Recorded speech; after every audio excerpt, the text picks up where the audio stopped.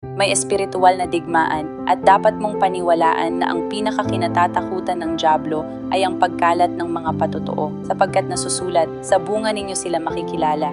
Yan lamang ang paraan upang makilala sila. At ang estratehiya ng dyablo laban sa bawat tunay na hinirang ng Diyos sa ministeryo ay ang pagbatikos, pagsisinungaling, paninira at pagpaparatang na hindi totoo.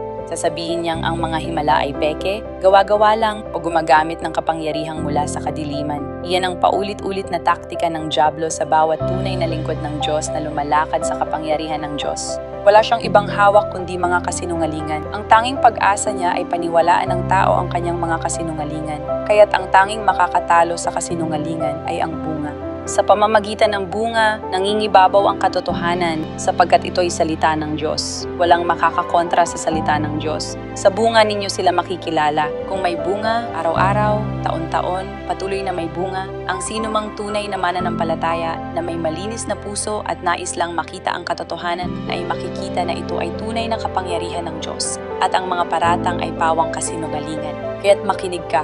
Alam ito ng dyablo. Kaya't isa sa pinakamalalaking taktika niya sa tunay na kilusan ng Diyos at sa pagbuhos ng Espiritu ay ang pigilan ang mga tao sa pagbabahagi ng kanilang mga patotoo. Dahil doon niya na itatago ang katotohanan sa mata ng marami.